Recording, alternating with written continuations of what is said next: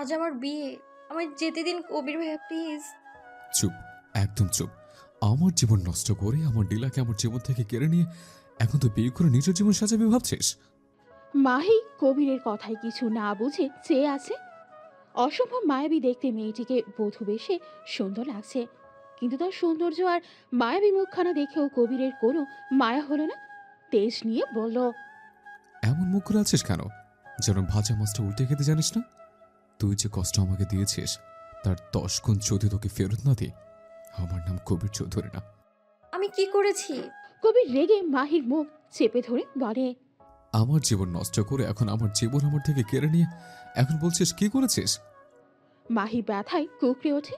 কবির এতটাই হিংস্র রূপে আছে যে মাহিকে মেরে ফেলতেও দুবার ভাববে না। কবির কথাগুলো বলে ধাক্কা দেয় মাহিকে। ছুটে গিয়ে দেওয়ালে ঠাস করে লাগে মাথায়। কপাল কেটে রক্ত।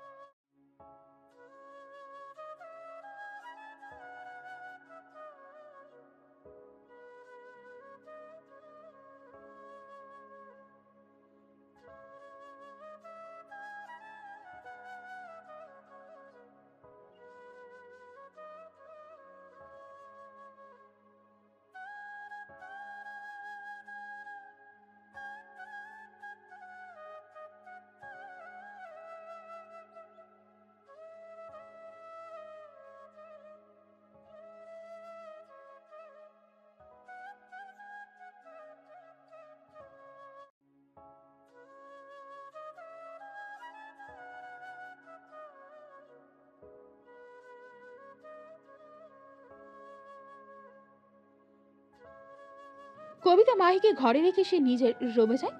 মাহি কোনো দিক না তাকিয়ে চুপ করে সোফায় গিয়ে বসে। শরীর বড্ড অচল লাগছে তার।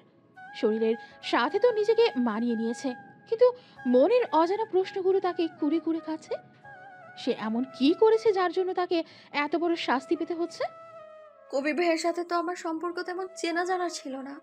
তাহলে সে কি এমন করলো যার প্রতিশোধ নিল এভাবে সে? অনেক প্রশ্ন হলেও উত্তর তার কাছে অজানা। দিনটা ছিল শুক্রবার। ছাদের এক কোণে বসে লুডো খেলায় মগ্ন ছিল মাহি আর পাশের বাসার বান্ধবী নীলা। আর ওর বান্ধবী বিকেলে বেশ সেজেগুজে ছাদের একপাশে বিভিন্ন পোজে ছবি তুলছিল। হঠাৎ কাউকে দেখে চরম অবাক হয়ে তাকায়। এই আরু, আমি যা দেখছি তুইও কি তাই দেখছিস? কি? ওইটা কবি চৌধুরী না, আমাদের ভার্সিটির ক্রাশ বয়? ও এম জি, এ তো সেই সুদর্শন সুপরিশ কবির চৌধুরী, আমার ক্রাশ। কিন্তু উনি তোদের বাসায় কি করছে রে? জানি না। হতে পারে তোকে পছন্দ, তুই তো ভার্সিটির সেরা সুন্দরী। নীলা লাজুক হাসে। গাড়িতে হেলান দিয়ে দাঁড়িয়ে ফোন দেখছে কবির। কানে লাগিয়ে বিরক্ত হয়ে ফোন কেটে দেয়। কাউকে কল করছে হয়তো। এমন সময় 3 কোয়ার্টার প্যান্ট পরে এক প্রকার ছুটে আসে মেঘ কবিরের কাছে। এই দেখ মেঘ ভাইয়া, কবিরের সাথে কথা বলছে। মেঘ ভাইয়া কি কবিরকে চেনে? চিনলে তো জমে ক্ষীর দোস্ত, ভাব জমানো যাবে, কি বলিস? এই দেখ দেখ, মেঘ ভাইয়া কবিরকে টেনে নিয়ে আসছে তোদের বাসায়। চল নিচে গিয়ে বিষয়টা দেখি। নীলা আরু নিচে আসে। ড্রয়িং রুমের সোফায় বসে আছে কবির। নীলা আরু দূর থেকে দেখছে। এদিকে চরম বিরক্ত হয়ে বসে আছে কবির। ফুল স্পিডে ফ্যান চলছে, তবুও ঘেমে একাকার অবস্থা। এসিতে থাকা মানুষদের তা হয় আর কি। ফোন হাতে কাউকে কল করি কবির মেঘদের বাসায়। শালা, রাখ তোর মজা। গরমে আমার অবস্থা নাচে হাল। তোরা তো ভাবছিস কেন? আমি তো এই রাখছি, থাম।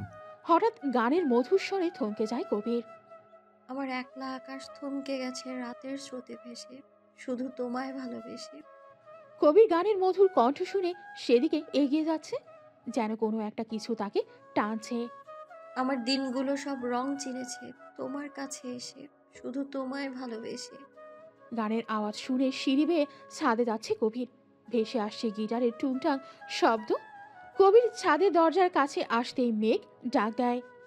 এখানে কি করেছিস? চল, আমি রেডি। 1 মিনিট। বলেই ছাদের দরজা খুলতেই চোখ যায় ওদের সুন্দরী এক রমণীকে। হাতে গিটার নিয়ে টুকটাক আওয়াজ করছে পাশে বসা মেয়েটি। বলে, উফ, কি সুন্দর আওয়াজ রে তোর, আমি ফিদা। এই মেয়েটাকে? ও নীলা, আমার কাজিন, আর পাশেরটা ওর বান্ধবী। কেন, কি হয়েছে? না, কিছু না, চল।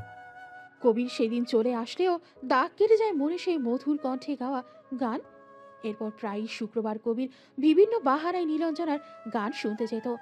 আর ভার্সিটিতেও টুকটাক কথা বলতো। এভাবে একটু একটু করে সম্পর্ক এগিয়ে যাচ্ছে তাদের। রাগ, মান, অভিমান, কান্না, হাসি মিলিয়ে তাদের ভালোবাসা শুরু হয়। 1 বছর তারা রিলেশনে কন্টিনিউ করে। কবির পাগলের মতো ভালোবেসেছে নীলাকে। কিছু পড়ার শব্দে ঘোর কাটে কবিরের। ব্যালকনি থেকে জমে আসে। গ্লাস পড়ে ভেঙে গেছে। বাতাসে উড়ে যাচ্ছে পর্দা। হঠাৎই চোখ যায় ঘুমন্ত বাহির দিকে। কি সুন্দর নিষ্পাপ শিশুদের মতো ঘুমাচ্ছে। কিন্তু মাহির এমন ঘুম সহ্য হলো না কবিরের। উঠে গিয়ে এক ঝক পানি ঢেলে দিল মাহির মুখে। মাহি ধরফড়িয়ে উঠে বসে। বাসুরাতে কি ওইভাবে ঘুমায় বউ? আসো, আদর করি। কবিরের কথায় আতঙ্ক প্রকাশ পেল মাহির চেহারায়। এমন ভয় পাওয়া ফেস দেখে কবিরের রাগ হলো না, প্রচুর হাসি পেল। না হেসে মুখে রাগে ভাব ফুটিয়ে মাহির মুখের দিকে এগোতেই মাহি ঠাস করে কবিরের গালে চর বসিয়ে দেয়। কবির হতবাক হয়ে তাকিয়ে আছে। একদম ছুবেন না আমায়। আপনার স্পর্শে গা ঘিন ঘিন করে আমার। অনেক করেছেন আপনি। বলেন কি কারণে আপনি আমার সাথে এমনটা করলেন? কি ক্ষতি করেছি আমি আপনার? কবির রেগে মাহির চুলের মুঠি ধরে বলে। তোর সাহস কিভাবে হয় তুই আমাকে থাপ্পড় মারিস? মাহিও রেগে বলে, আর আপনার সাহস কিভাবে হয় আমার তুলে এনে রেপ করে আবার আমার বিয়ে করার? যা চাই তা তো পেয়েই গেছেন। আর কি চাই আপনার? বলেন কি করেছি আমি আপনার সাথে? কি করেছিস? আমার নীলাকে আমার থেকে দূর করেছিস। কোন নীলা? হ্যাঁ, এখন তো বলবি কোন নীলা। মাহি অবাক হয়ে বলে, নীলা আপু, কেন করলে এমন? কি ক্ষতি করেছি আমি তোর? বল। আমি কি করেছি? কি করেছিস? তুই আজ আমাকে সে মেসেজ না করলে আমার নীলার বিয়ে কিছুতেই হতে দিতাম না। কি? কোন মেসেজ? হ্যাঁ, এখন তো বলবি কোন মেসেজ। তোর মতো মেয়েরা এছাড়া আর কি পারে। এই দেখ প্রমাণ। ভাইয়া, আমি মাহি বলছি। আপু আপনাকে বলতে বলছে আপুর বিয়ে ক্যান্সেল হয়ে গিয়েছে। আপনি চিন্তা করবেন না। আপনি লন্ডন থেকে ফিরলে আপুর সাথে দেখা করে করবেন প্লিজ। আপনার অনেক পাওয়ার আমি জানি। প্লিজ কোনো ঝামেলা করেন না। আপু আমাকে বলতে বলেছে, কারণ বেশি কেউ আপুকে ফোন ইউজ করতে দিচ্ছে না। রাখছি, আল্লাহ হাফেজ। ডেট দেখ, বিয়ের আগের দিনের তারিখ। তোর জন্য, শুধু তোর জন্য আমি আজ নীলাকে হারিয়েছি। মাহি মেসেজ পড়ে এখনো শকড। সে তো কখনো এই মেসেজ করেনি, কিন্তু নাম্বার তো তার। এটা কিভাবে সম্ভব? কেন করলি এমন? কি ক্ষতি করেছিলাম তোর? কেন কেড়ে নিলে আমার ভালোবাসা? কেন? শুধু কি আমিই কেড়ে নিয়েছি, আপনি কেড়ে নেননি? যদি কখনো জানতে পারেন আমি নির্দোষ, ফিরিয়ে দিতে পারবেন আমার সম্মান? ফিরিয়ে দিতে পারবেন আমার ভালোবাসা? ফিরিয়ে দিতে পারবেন আমার সে আগের জীবনটা?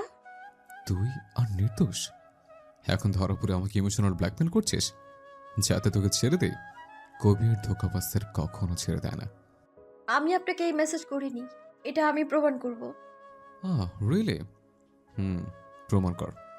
তুই মিথ্যা প্রমাণ করবি আর আমি মেনে নেবো ভেবেছিস? সকালে আবারও পানির বন্যায় ঘুম ভেঙে যায় মাহি। সামনে তাকিয়ে দেখে কবির জগ নিয়ে রাগী লুকে তাকিয়ে আছে। মহারানীর ঘুম হয়েছে, এবার উঠে আমাদের ধন্য করুন। মাহির শরীর এমনিতেই খারাপ, তার উপর কালকে সারা রাত ব্যালকনিতে শোয়ায় শরীর চলছে না। পেটের ব্যথায় সবকিছু গড়িয়ে আসছে। মাহি কষ্ট করে উঠে দাঁড়ায়, কিন্তু এক ধাপ দেওয়ার আগেই মাথা ঘুরে পড়ে যায়। কবির মাহিকে ধরে ফেলে, গায়ে হাত দিতেই চমকে যায়। গায়ে প্রচন্ড জ্বর। কবির মাহিকে কোলে তুলে রুমে নিয়ে আসে। কবিতা রেগে ভাইয়ের দিকে তাকায়। প্রতিশোধই যখন নেবে তাহলে মেয়েটাকে একেবারে মেরে ফেল। এবার ধীরে ধীরে কেন মারছিস? ছি, আমি ভাবতে পারিনি এমন জানোয়ারের মতো কাজ আমার ভাই করবে। ও যখন বলেছে ও কিছু করেনি, তাহলে তুই ওকে সুযোগ দে নিজেকে প্রমাণ করার। এতটা অবিচারক হোস না, পরে না তোকে আফসোস করতে হয়। একবার তাকিয়ে দেখতো মেয়েটার, নিহাত একটা বাচ্চা মেয়ে, আর তুই ছি। তোকে নিজের ভাই বলতেও ঘৃণা করছে। কাল তোর ভাই আসবে, আমি আমার বাড়িতে চলে যাব। 2 দিন পর। এই যে মহারানী, বড়লোক বাড়ির বউ হয়ে এসেছেন দেখে ভেবেন না সব আপনার সামনে হাজির হবে। নিজে গিয়ে নাস্তা খেয়ে আসেন, আপদ যত্তর সব। ভোরেই কাজল বেগম চলে যায়। মাহি একটু সুস্থ। এই 2 দিন কবিতা মাহির দেখাশোনা করেছে, কিন্তু কাল কবিতা শ্বশুর বাড়ি চলে গেছে। কবির সারাদিনে একবারও এই রুমে আসেনি। উঠে কোনো মতে নাস্তা খেয়ে আসে মাহি। মাহি নিজের ফোন থেকে অনেকবার কল করে নীলাকে, কিন্তু ফোন বন্ধ। তার জানতেই হবে নীলা কেন এমন করলো। সে তো বিয়ের সময় একবারও বলেনি সে অন্য কাউকে ভালোবাসে। তাহলে মাহি বাড়িতে ফোন করে না, কাকে ফোন করবে? সে ওখানে তার আপন, যে মানুষ দুটোকে আপন ভাবতো তারাই তো তাকে তাদের জীবন থেকে বের করে দিয়েছে। মাহি পাশের বাসার বান্ধবী তুলিকাকে ফোন করে। 2 বার রিং হতেই তুলিকা ফোন রিসিভ করে। মাহি, কেমন আছিস? কতদিন পর ফোন করলি। জানিস তোকে কতবার ফোন করেছি, তোর ফোন বন্ধ কেন? তুই ঠিক আছিস তো? না, মরে বেঁচে আছি। এভাবে বলিস না প্লিজ। আমার একটা কাজ করবি? বল না, কি কাজ? ওই বাড়িতে নীলাপু আসলে আমাকে ফোন করে জানাবি। কিন্তু কেন? তোকে পরে বলবো সবটা, এখন রাখছি। ভালো থাকিস। তুলিকা কিছু বলার আগেই মাহি কেটে দেয়। চোখ বন্ধ করতেই চোখ ভেসে ওঠে অতীত। দাদুর পরে আগলে রাখার মতো হাত পেয়েছিল মেঘের। মেঘ যখন মাহিকে মনের কথা বলে তখন মাহি সব নতুন ট্রেনে উঠেছে। মাহিকে একটা ছেলে প্রপোজ করেছিল সেদিনই। মেঘ রেগে মাহিকে থাপ্পড় মেরেছিল। মাহি রেগে বিভিন্ন কথা বলতেই মেঘ সেদিন বাড়ির সবার সামনে বলেছিল ও মাহিকে বিয়ে করবে ওর ইন্টার শেষে। সেদিন সবাই অনেক মানা করলেও সে একই জিদে অটল ছিল। কেউ না মানলেও দাদু মেনে নিয়েছিল। তখনই মেঘ মাহিকে রিং পরিয়ে দেয়, আর মাহি আর হয়ে যায় মেঘের। মাহির মনেও ধীরে ধীরে জন্ম হয় মেঘের প্রতি ভালোবাসা। শুরু হয় তাদের নতুন অধ্যায়। মাহি ভালোই ছিল জীবনে হাজার অবহেলার পর কারো ভালোবাসা পেয়ে, কিন্তু ভাগ্য তার সহায় হলে তো। গেট খোলার শব্দে চোখ মেলে তাকায় মাহি। কবিকে ঢুকতে দেখে আবারও চোখ বন্ধ করে নেয়। এই মানুষটার ছায়াও যেন তার সহ্য হচ্ছে না। 2 দিনে তার সাথে কবিরের মুখোমুখি কমই হয়েছে। গায়ে কিছু পড়তেই মাহি চোখ খুলে তাকায়। সাইন কর। মাহি একবার কবির তো একবার কাগজের দিকে তাকায়। ডিভোর্স পেপার দেখে বলে, বিয়ের কয়েকদিন পরেই ডিভোর্স কোর্ট মানবে বুঝি? কবির মাহির কোনো রিয়াকশন না দেখে অবাক হয়। সে তো ভেবেছিল মাহি কষ্ট পাবে, তার কাছে আকুতি মিনতি করবে যেন তাকে ডিভোর্স না দেয়। কিন্তু মাহির এমন কথায় কিছুটা ভ্রু কুচকে তাকায় কবির। কবির যতটুকু মাহিকে দেখেছে খুব শান্তশিষ্ট আর ভীতু টাইপ। তাহলে আজ এমন নিরুত্তর কেন? সেটা তোকে ভাবা লাগবে না, আমি দেখে নেব। ঠিক আছে, আমি সাইন করে দিব, কিন্তু একটা শর্ত আছে। কত টাকা চাই? যত চাস পেয়ে যাবি। প্রথমত টাকাটা আপনার মতো জানোয়ারের জন্যই তোলা থাক, আর দ্বিতীয়ত সবার সামনে বলতে হবে আপনি আমায় তুলে রেপ করেছেন, আর কারণও বলতে হবে। পারবেন? কবির রেগে মাহির মুখ চেপে ধরে। জানোয়ার হতে তুই বাধ্য করেছিস, আর আমায় কি মনে করেছিস কবির চৌধুরী ভয় পায়? না, তোকে তেলে তেলে শেষ করতে তোর গায়ে রেপড নামক কলঙ্ক লেগেছে। আর তোকে বিয়ে করেছে যেন চোখের সামনে তোকে তেলে তেলে কষ্ট পেতে দেখতে পারি। মাহির চোখ বেয়ে পানি গড়িয়ে পড়ে। কবির ওর কল্পনার চেয়েও খারাপ। নিজেকে ছাড়িয়ে বলে, আপনার মতো কাপুরুষের থেকে এর চেয়ে বেশি আর কি আশা করা যায়? আর কিচ্ছু আশা করি না আমি। আমি সাইন করে দিলাম, আমায় কিছুদিন সময় দিন, চলে যাব আমি। এবারও কিছুটা অবাক হয় কবির। এত সহজে মাহি রাজি হয়ে যাবে ভাবেনি। তুই কি প্রমাণ করবি বলছিলি? প্রমাণ করে কি করব? ফিরে আসবে কি আমার কলঙ্কহীন জীবন? তাছাড়া একদিন সত্য সামনে আসবেই। আমি থেমে থাকবো না। আল্লাহর দুনিয়ায় আমি ছোট থেকেই কষ্ট পেয়ে আছি, তাই কষ্টের ভয় নেই আমার, আর না আছে কিছু হারানোর ভয়। বলেই মাহি বের হয়ে চলে যায়। কিছুদিন পর এই মেয়ে কোথায় যাও? জি, একটু বাইরে। বাড়ির বাইরে তোমার কি কাজ? এই কলঙ্কি মুখ নিয়ে বাইরে যাও কিভাবে? যেই অন্যায়টা করেছে তার কোনো দোষ নেই, অথচ জোর করে তুলে নিয়ে গিয়ে যার সাথে অন্যায়টা হয়েছে সে দোষী। আপনি না একজন মেয়ে, মেয়ে হয়ে মেয়ের যন্ত্রণা বুঝতে পারছেন না? আপনি তো মা। আপনার মেয়ের সাথে এমনটা হলে আপনার কেমন লাগতো? এই মেয়ে, থাপ্পড় মেরে দাঁত ফেলে দেব। আমার মুখের ওপরে কথা বলো? আমি আপনার মুখের উপর বা নিচে কথা বলতে আসিনি। যাই হোক, আমি আপনার থেকে এর চেয়ে বেশি কিছু আশাও করি না। আসি। পাশাপাশি একটা রেস্টুরেন্টে বসে আছে মাহি আর তুরিকা। তুরিকা সব শুনে অবাক। ইয়া আল্লাহ, মানুষ এতটা নিকৃষ্ট হতে পারে? নীলাপু, যদি ভালোই বাসবে তাহলে বিয়ে করলো কেন? প্রশ্ন অনেক, কিন্তু উত্তর জানা নেই। আমি আর ওখানে থাকতে পারছি না। আমাকে ওই নরক থেকে বের হতে হবে। কোনো কাজের খোঁজ করতে হবে আমায়, তারপর একটা বাসা ভাড়া করতে হবে। তুই আমার বাসায় আয়, আমার বাসায় তোর কোনো সমস্যা হবে না। না রে, কষ্ট পেতে পেতে আর ভালো লাগছে না। ছোট থেকে সবটা মেনে এসেছি, আমি মেনে নিয়েছি, মানিয়ে নিয়েছি, কিন্তু আর কত? আমার একটা ছোটখাটো চাকরি খুঁজতে সাহায্য করবি প্লিজ? অবশ্যই করব। কিছু খেয়েছিস? হ্যাঁ, চল। কিন্তু চল প্লিজ। অনেক তো খুঁজলাম, কিন্তু তেমন কোনো চাকরি তো পেলাম না। অনেক দেরি হয়ে গেছে, তুই বাসায় যা। তুই? ফিরে যাবো ওই নরকে। তুই যা, আমি যেতে পারবো। আন্টি বাসায় একা, তুই যা। তুলি চলে যেতেই মাহি হাঁটতে থাকে। চারিদিকে সন্ধ্যা হয়ে এসেছে, শরীর যেন তার চলছে না।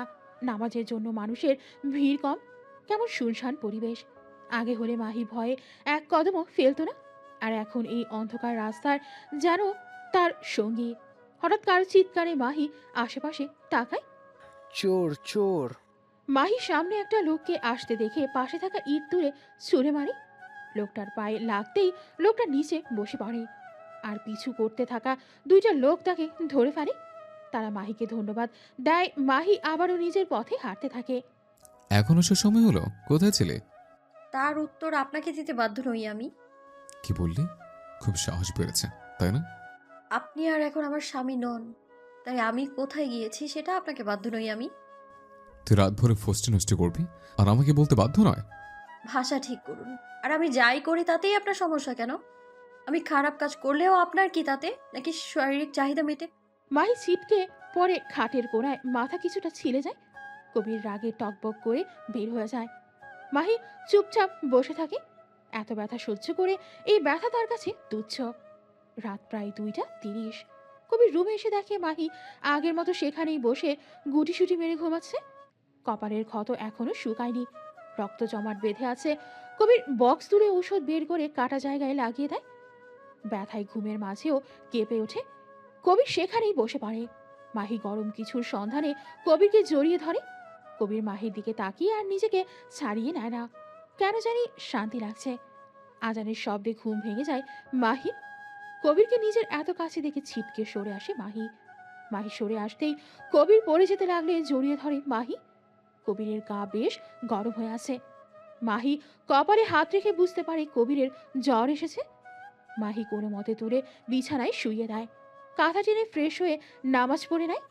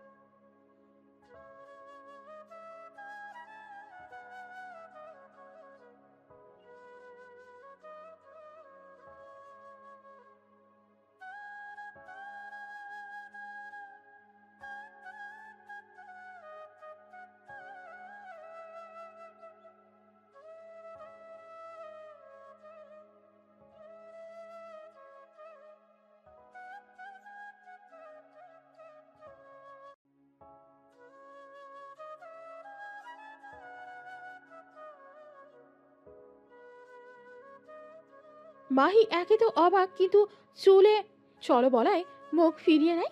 কবির ওর পাশে বসে বলে, কোনো সিনক্রিয়েট ছাড়া আমার সাথে যাবে নাকি তুলে নিয়ে যাব? দেখুন আপনি। পরে দেখব। বলেই মাহিকে হাত ধরে উঠিয়ে নেয়।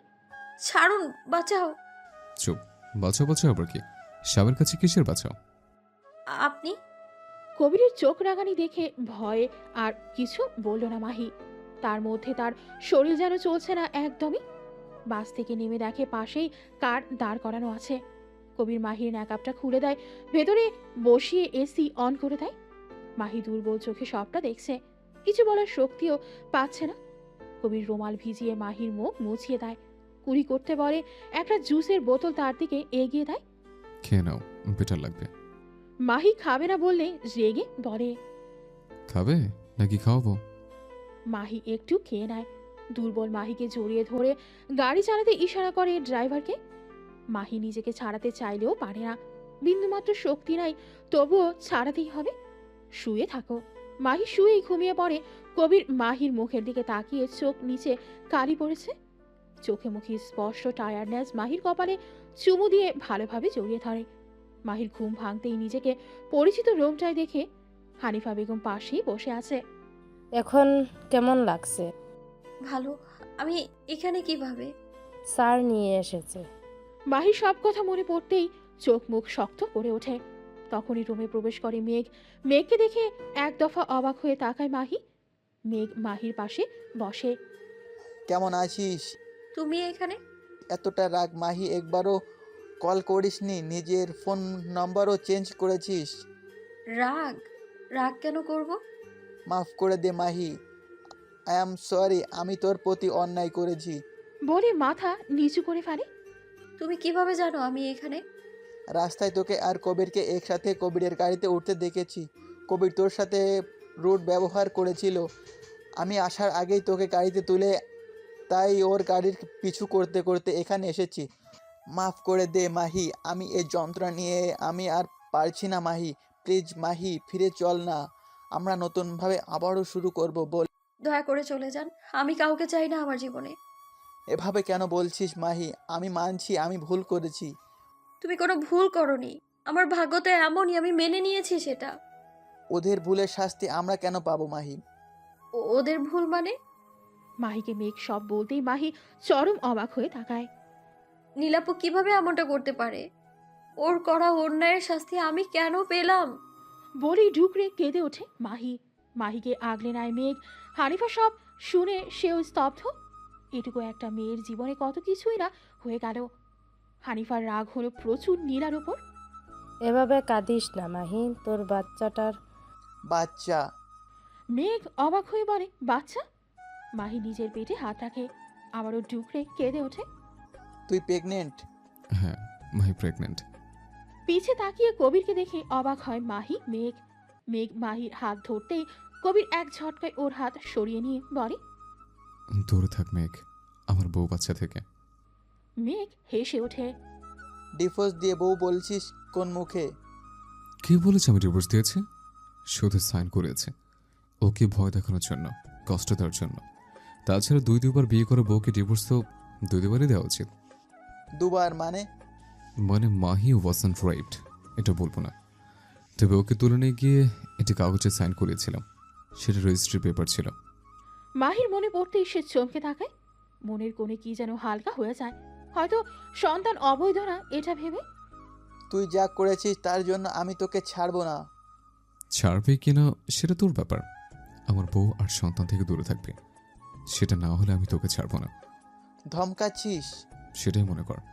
আমি অনেক খুশি জানিস, আমার সন্তানের পৃথিবীতে আসবে। কোন সন্তান? মাহির কথায় অবাক হয়ে তাকায় মেঘ, কিন্তু কবির অবাক হয় না। একদম নিজের সন্তান বলে দাবি করবেন না। কি গ্যারান্টি এটা আপনার সন্তান? এই সন্তান আমার কাছে একটা রেপিস্টের সন্তান, আর আমি তো ফষ্টি নষ্টি করে বেড়াই। হতে পারে।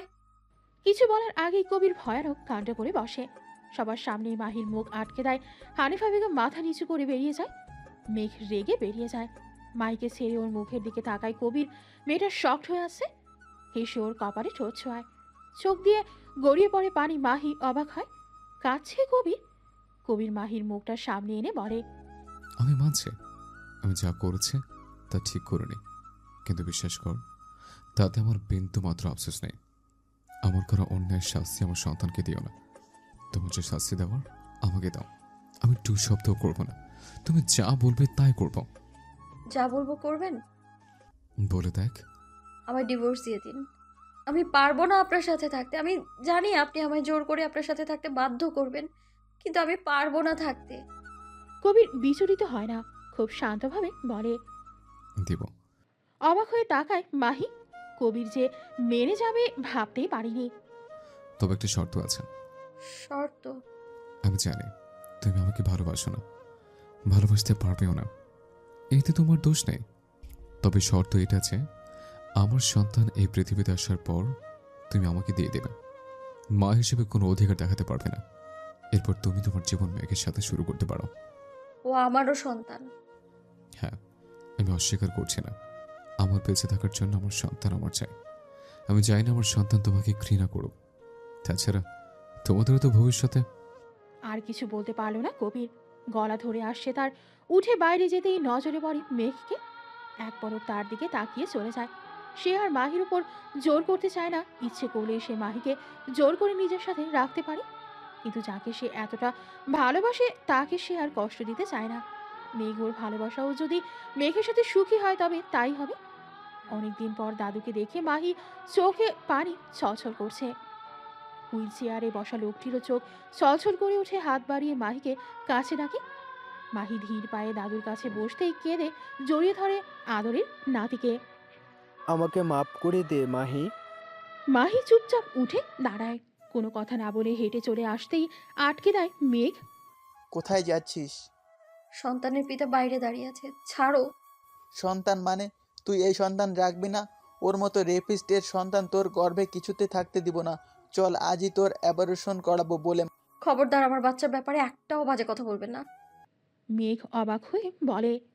মাহি তুই ওই কবির অন্যায় করেছে, পাপ করেছে, তার শাস্তি আমি নিষ্পাপ শিশুকে দিব ভাবলে কি করে? আমার সন্তান নিয়ে একটা বাজে কথা বললে আমি ছেড়ে কথা বলবো না একদম। বলে রেগে হনহন করে বেরিয়ে যায় মাহি। মেঘ মাহির এমন রৌদ্র রূপ দেখে অবাক হয়েছে। এত কিছু হলেও মাহিকে এতটা রাখতে দেখেনি মেঘ। আসলে মারা এমনই হয়, সন্তানের জন্য সব রূপ ধারণ করতে পারে। সহজ সরল মেয়েটাকে এভাবে রাখতে দেখে অবাক হয়েছে সবাই। মাহি। কবিরের ডাকে ওর দিকে তাকায় মাহি। ধন্যবাদ কেন? আজকের জন্য। আপনি আবার এটা ভাববেন না যে আমি আপনার করা অন্যায়ের কথা ভুলে গেছি। এখন কোথায় যাচ্ছি? বাসায়। আপনার মা কি মানবে এটা আপনার সন্তান? উনি স্টপ মাহি।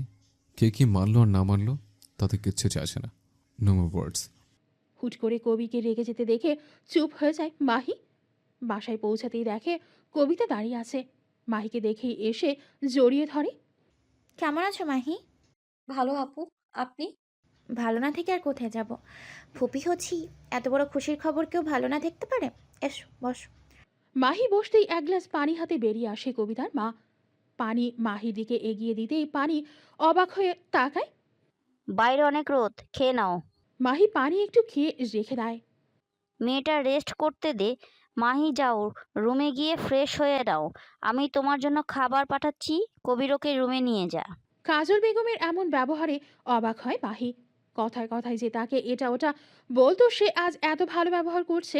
মাহি ধীর পায়ে রুমের দিকে যায়। দুদিন পরে। এই মাহি দেখো তো, এই বালা দুটো তোমার পছন্দ কিনা দেখি, হাত দাও। বিয়ের পর মেয়েদের হাত খালি থাকতে নেই, এটা সবসময় পরে থাকবে। এইটা আমার শাশুড়ি আমাকে দিয়েছে। কাজল বেগম কিছুক্ষণ থেমে বলে। আমার ব্যবহারে অবাক হচ্ছ? আমি জানি তোমার সাথে অনেক খারাপ ব্যবহার করেছি। আমি সব সত্যি জেনেছি। আমার ছেলের করা কাজের জন্য আমি লজ্জিত। এই রাগ, এই জিদ সবটাই ও ওর বাবা থেকে পেয়েছে। 15 বছর বয়সে এই বাড়ির বউ হয়ে এসেছিলাম।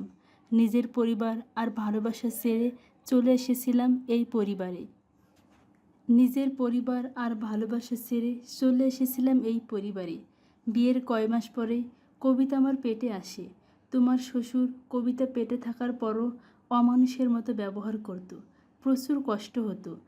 খুব একটা বয়স ছিল না, সব কথা শাশুড়িকে বললে তিনি বলতেন এসব মেয়েদের সহ্য করতে হয়। সেভাবেই চলতে থাকে সময়। কবিতার যখন 4 বছর, তখন কবিরের কেবল 2 মাস। কবির হওয়ার পর আমি প্রায় অসুস্থ হয়ে পড়তাম। কিশোরী মনে একটু ভালোবাসা চাইতাম, কিন্তু পেতাম শুধু অবহেলা। আমার যখন 2 সন্তান, তখন আমার বয়স 20 বছর। তোমার শ্বশুরের কোনো মেয়ের সাথে নাকি সম্পর্ক ছিল। এই নিয়ে একদিন আমার সাথে খুব ঝগড়া হয়। কোনো মেয়ে তার স্বামীকে অন্য কোনো সাথে সহ্য করবে? তাই রাগ করে 2 সন্তান নিয়ে বাবার বাসায় আসি। দেখা হয় তখন প্রিয় সেই মানুষটার সাথে, কিন্তু ততদিনে মানুষটাকে আর মনের মধ্যে রাখিনি। তোমার শ্বশুর যত খারাপ হোক না কেন, স্বামী হিসেবে সম্পূর্ণভাবে মনে মনে তাকেই জায়গা দিয়েছিলাম। দেখা হলে জিজ্ঞেস করতো কেমন আছি, বাচ্চারা কেমন আছে। আমি ভালোই বলতাম। এভাবে মাঝে মাঝে দেখা হতো। একদিন ভাবলাম পড়াশোনা শুরু করব। আবারও ক্লাস 8-এ ভর্তি হলাম। নিজের মতো নিজেকে তৈরি করব। বাবাকে অনেক বুঝিয়ে সেদিন স্কুলের উদ্দেশ্যে রওনা হলাম। বাচ্চা দুটোকে রেখে মাঝপথে প্রচুর বৃষ্টির কারণে আশ্রয় নিয়েছিলাম সেই চোনা লোকটার বাসায়। বাসায় তার কেউ ছিল না সেদিন। একটা বিপদে পড়া মেয়েকে আশ্রয় দিয়েই হয়তো ভুল করেছিল সেদিন। মাহি আগ্রহ নিয়ে তাকায়। বৃষ্টি কমতে কমতে প্রায় বিকেল হয়ে গেছিল। চারদিকে ঘন অন্ধকার ডুবেছিল পরিবেশ। বাইরের এক কোণায় গুটিয়ে বসেছিলাম আমি। তার দেওয়া একটা পোশাক গায়ে দিয়ে ওনার মায়ের একটা শাড়ি ছিল। বাচ্চাদের জন্য চিন্তা হচ্ছিল। কবিতা একটু বড় হলেও কবির বেশ ছোট ছিল। আমাকে চিন্তা করতে দেখে উনি আমাকে বাড়ি পর্যন্ত এগিয়ে দিয়ে আসে, সেই ওই বাদলের দিনে। আর সে ঝড়ের মধ্যে তখন ভিজতে ভিজতে আসছিল তোর শ্বশুর। আমাদের একসাথে দেখে উনি কোনো কিছু না জেনেই তা ভেবে বসে থাকে। তোমার শ্বশুর আমাকে বাড়িতে তুলবে না কিছুতেই। বাচ্চাদের নিয়ে উনি ফিরে আসে। এরপর কেটে যায় 5 বছর। ছেলে মেয়েদের মুখ পর্যন্ত আমাকে দেখতে দেওয়া হয়নি এই 5 বছরে। ছেলেটা বড় হয়েছিল, মেয়েটাও বড় হয়েছিল। একদিন আমার শ্বশুর আসে আমাদের বাড়িতে। উনি আমাকে আবার এই সংসারে ফিরিয়ে আনে। শুরু হয় আবারও সেই সংসার। এই সংসারে আমি সব পেলেও আমার ছেলেকে পাইনি। ও কখনো আমার কাছে আসতো না। ধীরে ধীরে বড় হতে থাকে আর আমার থেকে দূরত্ব বজায় রাখে।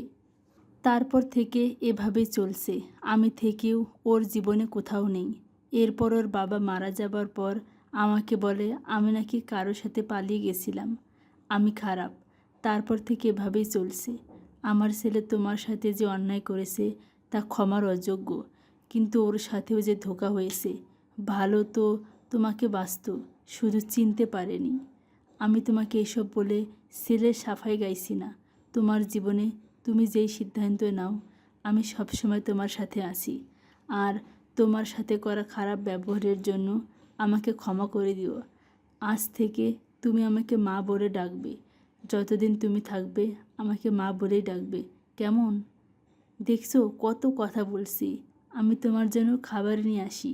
এই সময় একটু বেশি বেশি করে খেতে হয়। মাহি কাজল বেগমের যাওয়ার দিকে তাকিয়ে একটা দীর্ঘশ্বাস ফেলে। জীবন কোথায় থেকে কোথায় মোড় নিচ্ছে নিজেই যেন বুঝে উঠতে পারছে না। রাতে বেশ দেরি করে বাসায় ফেরে কবির। রুমে এসে মাহিকে বসে থাকতে দেখে অবাক হয় কবির। কি হয়েছে? ঘুমাওনি? শরীর খারাপ? ডক্টর ডাকবো? না। তাহলে তুমি জেগে আছো কেন? কি ফুচকা? তাও এত রাতে? হুম। কাল খেও, এখন ঘুমাও। ঠিক আছে। বলে খাটে শুয়ে পড়ে। কিছুক্ষণ পর প্লেটে ফুচকা নিয়ে এসে মাহিকে ডাক দেয়। মাহি, হুম। নাও খাও। মাহি ফুচকা দেখে অবাক হয়ে বলে, আপনি ফুচকা পেলেন কোথায়, তাও এত রাতে? ফুচকা নিয়ে এসেছিলাম তোমার জন্য। ভাবলাম এতবার বমির পর একটু চটপটে খাবার যদি তোমার ভালো লাগে। তখন দিলেন না কেন? তুমি জোর করলে না কেন? শুনেছি মেয়েরা নাকি ফুচকা খাওয়ার জন্য জোরদার আবদার করে। আমিও করি। দাদুর সাথে বাইরে গেলে ফুচকা খেতামই। দাদু খেতে দিতে চাইতো না, তবু জোর করে খেতাম। মেঘ ভাইয়ার কাছেও জোর। আর কিছু বলল না মাহি। কবিরের রাগ হলো মেঘের নাম শুনে নিজেকে শান্ত করে বলে, আমার বাচ্চা না হওয়া পর্যন্ত তোমার যা আবদার সব করবে আমার কাছে। পরে তুমি যার কাছে ইচ্ছে তার কাছেই করো। বলে বাইরে চলে যায়। মাহি হতভম্ব হয়ে আছে। হুট করে রেগে গেল কেন? এভাবে 1 মাস কেটে যায়। মাহির পেটটা একটু উঁচু হয়েছে, মাহি সেটাই দেখছে। কবির রুমে ঢুকে দেখে মাহি পেট দেখছে। কবির মাহির কাছে এসে বলে, চলো, দেরি হয়ে যাবে। তোমার চেক আপ করে আমি অফিস যাব। হুম। মাহি আর কবির বসে আছে গাড়িতে। কেউ কোনো কথা বলছে না। মাহি 1 মাস আগে খেয়াল করেছে কবির ছোট ছোট জিনিসের খেয়াল রাখলেও ওর সাথে তেমন একটা কথা বলে না। শুনুন। কি হয়েছে? শরীর খারাপ করছে? না, তাহলে আমি আইসক্রিম খাবো। কবির বাড়তি কোনো কথা না বলে মাহিকে আইসক্রিম কিনে দেয়। মাহি আইসক্রিম বাচ্চাদের মতো করে খাচ্ছে, ঠোঁটের আশেপাশে লেগে আছে।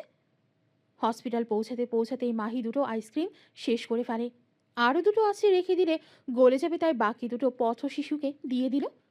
কবির এগিয়ে এসে মাহির মুখ মুছিয়ে দেয়। মাহিকে ধরে সিঁড়ি বেয়ে ওপরে ওঠে। লিফটে বুকে মাহিকে কবিরকে জড়িয়ে ধরে। লিফটে মাহির ভয় করে। কবির ছোট একটা দীর্ঘশ্বাস ফেলে আগলে রাখে মাহিকে। জি। কবির মাহিকে নিয়ে বেরিয়ে আসে। লিফটের বুকে মাহিকে আগলে ধরে কবির নিচে থেকে। এতে মাহি কিছুটা অবাক হয়। লিফটের নিচ থেকে জড়িয়ে ধরে না কবির। মাহি মুখটা তুলে কবিরকে দেখে আবারও মাথা নিচু করে নেয়। লিফটের দরজা খুলে ঢুকে মেঘ। মেঘ জানে মাহি লিফটে উঠতে ভয় পায়, তবে মাহিকে কবিরের কাছে দেখে রাগ হয় তার। কেমন আছেন শালাবাবু? মেঘ বিরক্ত হয়ে বলে, ডোন্ট মি দ্যাট। শালাকে শালা ডাকবো না তো কি ডাকবো? মেঘ কবিরের দিকে পাত্তা না দিয়ে মাহির দিকে তাকায়। শুকিয়ে গেছিস। কেমন আছো? চলছে, বাড়িতে আয়, দাদু তোর কথা বলে। সময় হলে যাব। সময় হলে যাব শুনেই কবিরের বুকে ছ্যাত করে ওঠে। হাত একটু আলগা করতেই মাহি শক্ত করে ধরে। হঠাৎই লিফট বন্ধ হয়ে যায়। কি হলো? মনে হচ্ছে লিফট আটকে গেছে। শিট। কবির কাউকে ফোন করে কিন্তু নেটওয়ার্কের সমস্যা করছে। লাইটও নিভে যায়। মাহি প্যানিক করতে থাকে। মেঘ দরজা ফিরিয়ে যাচ্ছে। মাহি তুই ঠিক আছিস? কিছু হবে না, আমি আছি তো।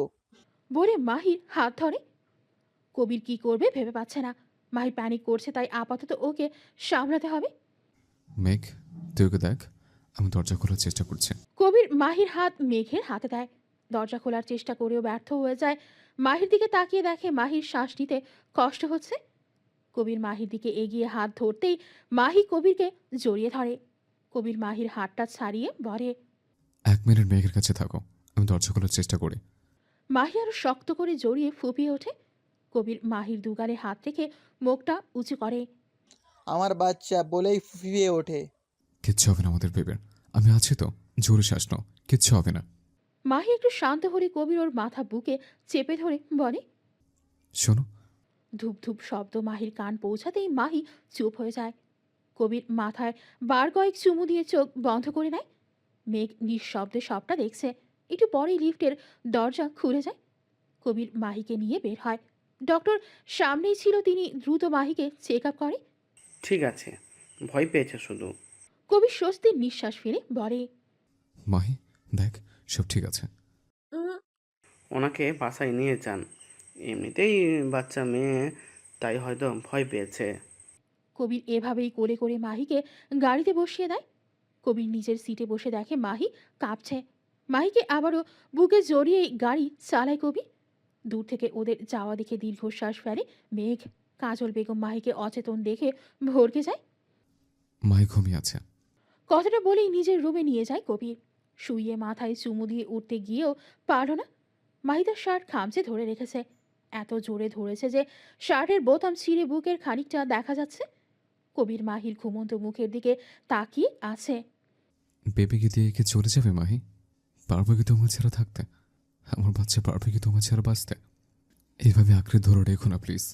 কবিরের চোখের পানি ছলছল করছে। কবির পাশেই শুয়ে মাহিকে বুকের মাঝে আগলে নেয়। তখন ডক্টর ইঞ্জেকশন পুশ করেছিল, তাই মাহি ঘুমাচ্ছে। মাহির ঘুম ভাঙতেই পিট পিট করে চোখ খুলে নিজেকে কবিরের বাহু জোরে দেখে ছট করে উঠে বসে। কবিরেরও ঘুম ভেঙে যায়। মাহির দিকে তাকিয়ে দেখে সে মাথা নিচু করে বসে আছে। এখন ঠিক আছো? হুম। আপনার বুকের কাছে রক্ত কেন? বিড়াল খামচে দিয়েছে। এ ম্যাম, আপনি যে আমাকে সেই লিফট থেকে জড়িয়ে ধরেছিলেন, এটা তার প্রমাণ। সরি। সরির কিছু নেই, আমার বাচ্চার জন্য আমি সব করতে পারি। এটা তো সামান্য ব্যাপার। মাহি মন খারাপ করে বিড়বিড় করে বলে, শুধু বেবির জন্য করছে মাহি। নিজেকে এতটাও ভাগ্যবতী মনে করিস না। বেবি হলেই তোর প্রয়োজন শেষ। প্রয়োজন কখনো প্রিয়জন হয়ে ওঠে না। মাহিকে বিড়বিড় করতে দেখে কবির বলে। কি বিড়বিড় করছো? মাহির হঠাৎই রাগ হয়, রেগে বলে। তাতে আপনার কি? মাহিকে প্রথম এভাবে রাখতে দেখে ভোরকে তাকায় কবির। তুমি রাখতেও জানো? কবিরের কথায় আরও রাগ হচ্ছে মাহির। না, আমি কেন রাখতে পারবো? রাগ তো শুধু আপনার মতো মহান মানবের জন্য। মাহি বিড়বিড় করতে করতে বাইরে চলে যায়। নিচে আসতেই কাজল বেগম মুচকি হেসে বলে, ঘুম হলো? কিছু খাবি? না, খেতে ইচ্ছে করছে না। না হলেও এই সময় একটু আধটু করে খাবি, তোর শরীরে অতিরিক্ত শক্তি দরকার এখন। তুই বস, আমি তোর জন্য ঝাল ঝাল চাউমিন বানিয়ে আনছি, দুজন বসে গল্প করব। মাহি ঠোঁট এলিয়ে হেসে বলে। ঠিক আছে। শাশুড়ি বৌমা মিলে অনেক গল্প করল। মাহি আবারও ঘুমিয়ে পড়ে। কাজল বেগম মাহির মাথায় হাত বুলিয়ে দেয়। রাত প্রায় 9টা বাজে। কবির মিটিং শেষ করে ফিরতেই দেখে মাহি ঘুমাচ্ছে। ওইখানে এভাবে কেন? কিছু না, গল্প করতে করতে ঘুমিয়ে পড়েছে। যা, ওকে রুমে নিয়ে যা। রাতে আমি খাইয়ে দিয়েছি, তোর জন্য খাবার পাঠিয়ে দিচ্ছি, খেয়ে নিস। কবির মাহিকে কোলে তুলে যেতে যেতে বলে। আপনি না খেলে খেয়ে নিন। কাজল অবাক হলেও মুচকি হাসে। ছেলে তার খোঁজ করছে। ঘুমন্ত মাহির দিকে তাকিয়ে আছে কবির। মেয়েরা খুবই ঘুম কাতুরে। কবির পাশে শুয়ে পড়ে। এপাশ ওপাশ করে ঘুম আসছে না। কবির এবার মাহিকে বুকে টেনে নেয়। শান্তি অনুভব হতেই ঘুমের রাজ্যে পাড়ি জমায়। এভাবেই চলতে থাকে সময়। কেটে যায় আরও 4 মাস। এই 4 মাসে মাহির পেটটা আরও একটু উঁচু হয়েছে। এখন 8 মাস চলছে। হাঁটতে চলতে বেশ কষ্টকর হয়। আহ! কবির ল্যাপটপে কাজ করছিল, হঠাৎ মাহির চিৎকারে ছুটে আসে। কি হয়েছে? লাথি মেরেছে। কি? কে? কার তো সাহস? আপনার গুণধর বাবু। হ্যাঁ। মাহি কবিরের হাত পেটে রাখতেই কিছু অনুভব হতেই কবির অবাক হয়ে বলে। ও নড়ছে, মায়ের রেসপন্স করছে। খুশিতে কবিরের চোখ টলমল করছে। হ্যাঁ মামনি, বাবাই, আমি তোমার বাবা। আবারও লাথি মারে। কবির খুশি হয়ে কান্না করে দেয়। মাহির চুলগুলো তেল দিয়ে দিচ্ছে কবির। তেল দিয়ে চুলগুলো বেঁধেই পায়ের কাছে বসে পড়ে। পা বেশ খানিকটা ফুলে গেছে, তাকে টেপা লাগছে। কবির তেল হাতে মাহির পা মালিশ করে দেয়। মাহি বাধা দেয় না, কারণ শুনবেন না।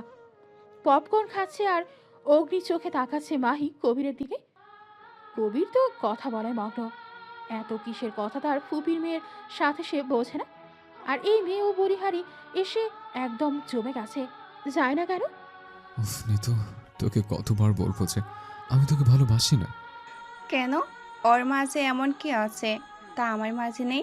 তাছাড়া বাবু হলে তো আমাকে ছেড়ে চলে যাবে মেঘের কাছে। কবিরের বুকে তীরের মতো বিদ্ধ কথাটা। আমি আমার সন্তান নিয়ে থাকবো, এতে তৃতীয় কাউকে আমার লাগবে না। মায়ের জায়গায় মায়েরই থাকবে। কিন্তু কেন? আমাকে একবার ভালোবেসে দেখো। কবির বিরক্ত হয়ে বলে। নিতু, এক কথা বারবার বলতে ভাল লাগে না। ফুপির জন্য তোকে আমি আজ বোঝালাম। নিতু কবিরের হাত ধরতেই চট করে উঠে বসে মাহি। এখন আর সহ্য হচ্ছে না এসব। যতই হোক কবির তার বর। রাগে রিরি করে উঠছে শরীর। ডাইনিং ছেড়ে বসার রুমের দিকে হাঁটতেই কিছুর সাথে বেঁধে উপুর হয়ে পড়ো মাহি। বিকট শব্দে পিছে তাকাতেই থম মেরে গেল কবির। ফ্লোরে রক্ত যেন মুহূর্তেই ছড়িয়ে গেল। মাহির আর্তনাদ কানে আসতেও হুট করে হয়ে যাওয়া ঘটনায় শকড কবির। পাশে নিতু ধাক্কা দিয়ে কবিরকে ডাকে। কবির হুঁশ আসতেই ছুটে মাহির কাছে যায়। রক্ত ভেজা হাতের দিকে তাকিয়ে আছে, মাথা যেন কাজ করছে না। কাজল বেগমের ডাকে হুঁশ আসে কবিরের। মাহিকে কোলে তুলে নে কবির। কাজল বেগমের কথা যেন কানে বাজতে লাগলো। মাহিকে কোলে তুলে গাড়িতে বসে কবির। কোনো মতে হসপিটাল পৌঁছাতেই ডক্টর নার্স ছুটে আসে। এক কোনায় গুটিয়ে বসে আছে কবির। একটা নার্স তার কাছে ছুটে আসে। ওনার হাজবেন্ড কে? কবির উঠে দাঁড়াতেই নার্সটি বলে। ও আপনি, দেখুন আপনার ওয়াইফের অবস্থা ভালো না। বাচ্চা আর ওয়াইফের মধ্যে যে কোনো একজনকে বাঁচতে হবে। কবির 2 কদম পিছে সরে যায়, ধপ করে বসে পড়ে চেয়ারে। আপনারা কাকে বাঁচাতে চান? কবির থম মেরে আছে। নার্সটি আবারও জিজ্ঞাসা করে কবির বলে। আমার ওয়াইফকে বাঁচান। কবিরের কথায় থমথমে পরিবেশ আরও থমথমে হয়ে গেল। কবিরের চোখ বেয়ে গড়িয়ে পড়ো অশ্রু। ধীরে উঠে বেরিয়ে গেল হসপিটাল থেকে। আজানের ধ্বনি কানে আসতেই মসজিদের দিকে ছুটল কবির। এক নাগারে ফোন বেজে চলছে কবিরের। কবির মসজিদেই বসে আছে, গায়ে তার এখনো ছিটে ছিটে রক্ত লেগে আছে। কবিতার নাম দেখে ফোন ধরে কবির। কানে ফোন ধরতেই ভেসে আসে সদ্য জন্মানো কোনো বাচ্চার আওয়াজ। ওপাশ থেকে কবিতা বলে, শুনতে পাচ্ছিস কবির? তোর বাচ্চার শব্দ। কবিরের চোখ বেয়ে নোনা জল গড়িয়ে পড়ে। অস্পষ্ট স্বরে বলে, মাহি, আপু। তুই জলদি আয়। বলেই ফোন কেটে দেয়। অজানা আতঙ্কে বুক কেঁপে উঠল কবিরের। মাহিকে আবারও হারিয়ে ফেলবে না তো? নিজের শরীরকে কোনো মতো টেনে তুলে গাড়িতে বসে কবির। হাজারো চিন্তা ভাবনা নিয়ে গাড়ি স্টার্ট দেয়। কিছু দূর যেতেই থেমে যায় কবির। সাহসে কুলোচ্ছে না ওর। আবারও সাহস নিয়ে হসপিটাল পর্যন্ত আসে কবির। এলোমেলো পায়ে হেঁটে আসতেই দেখে কবিতা বসে আছে, হাতে তোয়ালে মোড়ানো একটা বাচ্চা। কবির এসেই ধীর কণ্ঠে বলে, আপু, মাহি। কবিতা কিছু বলার আগেই ডক্টর বেরিয়ে আসে। মাহি বেঁচে আছে। মেয়েটা অনেক স্ট্রং আর সাহসীও বটে। এখনও বাচ্চা টাইপ লাগে। ওই যে কথায় আছে না, রাখে আল্লাহ মারেকে। আল্লাহ হায়াত দিলে আমরা তো মানুষ মাত্র। ও র্যাং ফিরে না এখনও। আশা করছি 24 ঘন্টার মধ্যে জ্ঞান ফিরবে।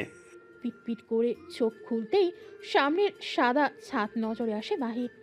শরীরে অসহ্য ব্যথা, পেটে হাত দিতেই কেঁপে উঠল মাহি।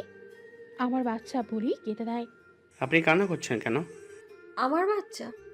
আপনার বাচ্চা বেঁচে আছে, কান্না করবেন না। আপনার শরীর খুব দুর্বল। মাহির মুখে হাসি ফুটে উঠল। কিছু বলার আগেই নার্সটি বেরিয়ে যায়। নার্স বের হওয়ার কয়েক সেকেন্ড পরেই রুমে ঢুকে কবির। কবিরকে দেখে অবাক হয়ে তাকায় মাহি। কেমন এলোমেলো লাগছে। তুমি ঠিক আছো? কষ্ট হচ্ছে? মাহি মুচকি হাসে। আমার বাবু কোথায়?